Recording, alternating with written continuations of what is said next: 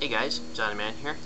I'm here with my revisited deck of the month, and just so you know, keep the annotations up because I'm going to put some notices on here to why I'm doing this. So yeah, instead of wasting time on my video.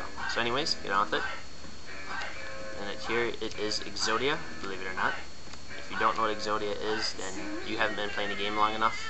So yeah, this is the reason why I'm doing it is, like I said, read annotations. So yeah. Anyways, Exodia, use your basic monster you're going to be running. Well, you're running them just to get them in the hand, of course. So other than that, your main goal is just to draw them and make sure you get them fast. 3 Cyber Valleys. You're running Cyber Valley because you're going to use every one of his effects pretty much.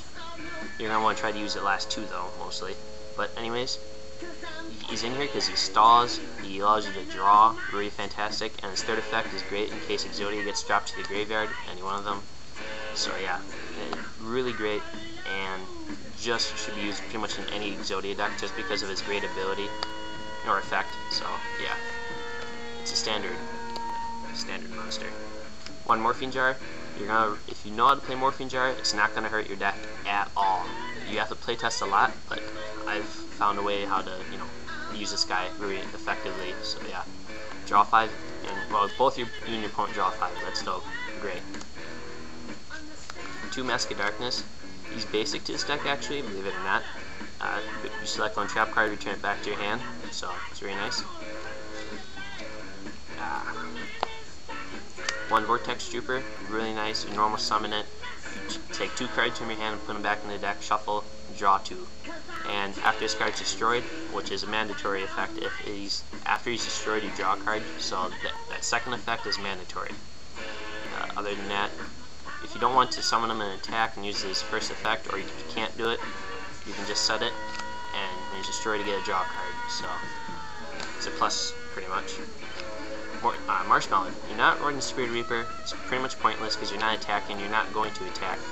So Marshmallon's better, and plus he's not so critical to spell cards and trap cards because your opponent actually has to completely try to destroy him. Sangan. Why should I even bother? Obvious. Designated Defender. You're probably wondering. He's your big wall, 2700 defense. Really great. If your opponent summons Goyo, attacks him, next turn you get a draw card. what's better than that?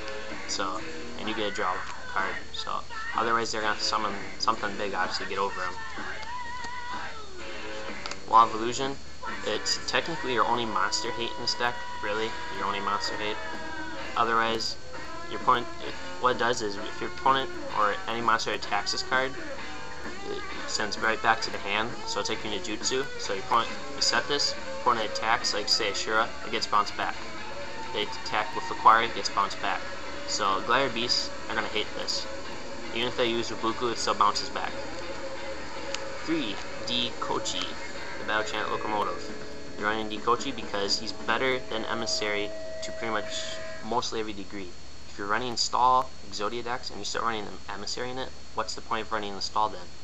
Unless you're running either Dark Door, Toll, or Gravekeeper Servant, it's pointless to run anything else because if you want your effects or your emissaries to go off, it's pointless to run those stall cards. So Dekoichi's better. He's a floater. If you have stall, you can still use his effect. It's not pointless then. So think about it, people. And plus, last time I checked, as I seen it, emissary can be killed or stopped by Thunder King. So yeah, and Thunder King's gonna get real popular now with World Series 3 coming out. That was it for the monster lineup. We have 3 Upstart Golems, draw cards. It's not gonna bother you to have your opponent gain life points because you're just gonna draw fast anyways. 1 Allure, you have 15 targets if I'm correct, or 16, either way. You have more than enough targets to use 1, and more than enough targets to use this multiple times actually, because you can get it back so many times, it's ridiculous. Removing your Exodia is not worrisome to you because you can get it back real easily. I made the deck purposely like that. So, Pot of Avarice, it's a waste to play backup soldier. I'll state that right now. Why? Because you only have 4 targets. It's not even worth your time bothering to run backup soldier. Think about it, people. Plus you can get back Cyber Valley, you can get back Mask of Darkness, Vortex Trooper, Dekoichi. Can you get that back with Backup Soldier? No. So correct me if I'm wrong, but I think no. So yeah, it's a lot more, it's worth your time to actually run Pot of Avarice. Burial from Different Dimension.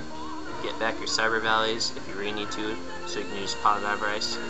Or get back your Exodia pieces that you removed with Lure, or Cyber Valley's effect if you had to, so yeah. It's worth it. 2 Magical Stone Activation.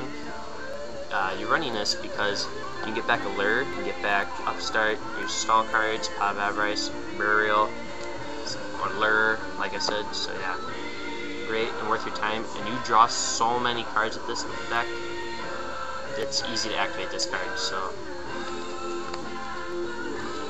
For your stall cards, you run 1 Messenger apiece, really great, stops 1500 plus attackers from attacking, including your own.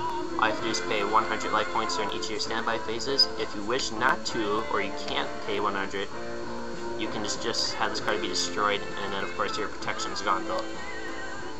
The Dark Door. I'm running this because it allows 1 attack per turn for both players, so very nice. And Stumbling. Your opponent or you summon a monster in any form. Its effect is mandatory and immediately activates, where it switches it to defense, flips, or special, or normal summon. So, like, you know, anything that, like, Lila, instantly to defense. She can't use her effect now, at least on the next turn. And then they're stalled for another 3 turns, so very fantastic. And 1 Heavy Storm, just in case you get people that say, I'm going to play Shadow Imprisoning Mirror or something. So, very nice. Now for traps, Transmigration Prophecy. You're running it, you're probably wondering, why am I actually going to run this? You get back, allows you to get back anything that none of your other cards can get, and it's 2 cards, goes back to your deck. You can use this, real nice, and if you want to, you can replace this possibly with a Gold Sarcophagus, but then you won't be able to get back pretty much anything you want though, so, yeah.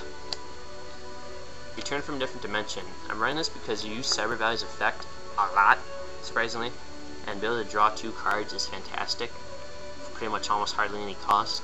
And since you can use this real easily because you only pay half your life points, now sure it's a big cost early game, but you're not going to use it very early game because you want to activate usually when you have 2 Cyber Valleys or you're being attacked with an open field, then you want to activate this. So yeah. Otherwise, it's, you're not going to spend all your life points right away. 3. Reckless Greed. Obvious, it's better to run a card that allows you to get 2 cards, and you only want to activate this when you have 2 or more in hand, obviously which max is 3, because it's worthless to run Legacy of Yata Gurusu or Jar of Greed. You're wasting your time and space in the deck of running it, because you don't benefit really for setting it. When you could run something like these, or Cyber Valleys, or Dekoichis. Plus, I'd rather run Dekoichi over Jar of Greed and Yata Gurusu because it's something that defends your life points as well. Does Yata Gurusu or Jar of Greed? No, it doesn't. Think about it.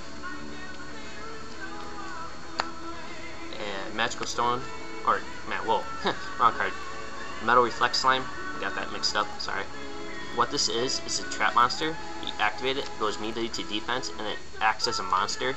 And also that, but it's a 3000 defense wall that your opponent is not going to get past. It allows you to use a Cyber Valley, just defense, and it's really nice. Your opponent's not going to expect it, really, and they're going to have to activate.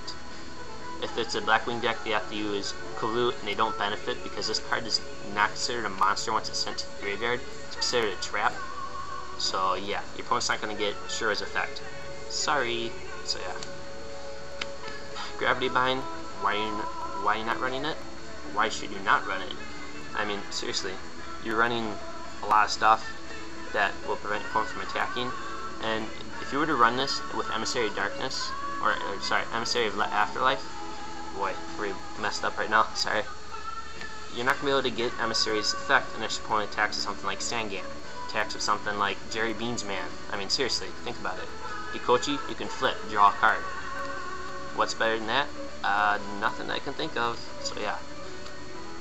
And Wall of Revealing Light. Simple and it's basic. So that's pretty much it, guys. Oh, I'm extra deck real quick. This is kind of basic a little bit. Crystal Seer, Grabons for more stall. two of each gadget actually. If you're wondering why, if you use Reckless Greed, it's actually really nice to play this because it thins the deck faster, and you can keep it constant full of monsters, and with all your stall cards, your opponent's really gonna hate the gadgets. So yeah. But if you're gonna play this, just be careful. Thunder Kings and Snipe Hunter. If you're running the gadgets in the deck, you want to swap them in there. So that's pretty much it, guys. And remember to read the annotations I left on the video all over the screen. So yeah, peace out, guys.